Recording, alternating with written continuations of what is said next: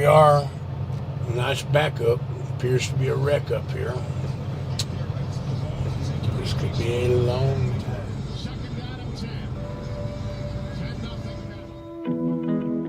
Trucking used to be one of the very best blue-collar jobs in the United States. The industry was almost fully unionized by the Teamsters Union. Unionized truck drivers were making up to 20% more than even unionized steel workers or auto workers.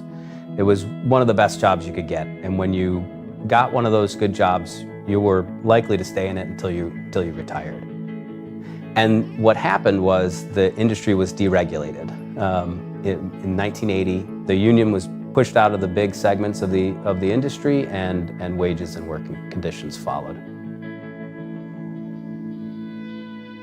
Truck driving is a blue-collar job.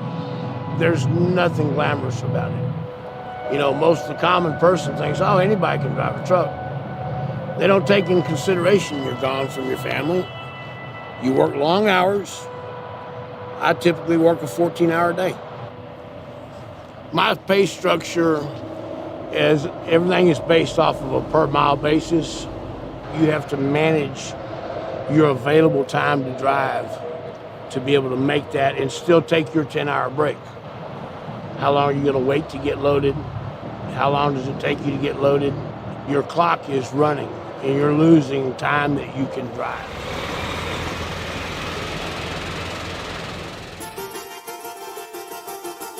What the big limitation is for those drivers is that they can only drive so many hours per day. There are federal rules. They have to record the hours that they drive and that they work. Now it's done electronically. This clock has got a lot to do with when you can make your appointments.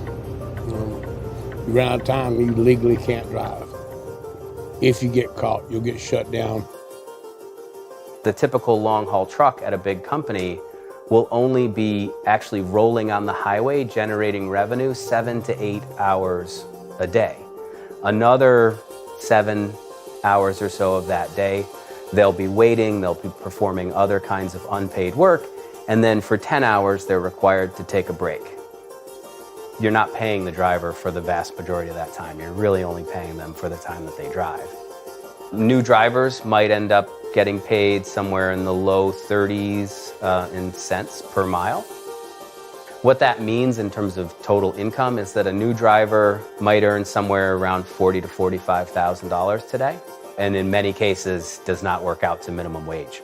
Better paid drivers in that long haul segment can work their way up to $60,000 or so. An experienced driver for better companies can easily make more than $100,000 a year.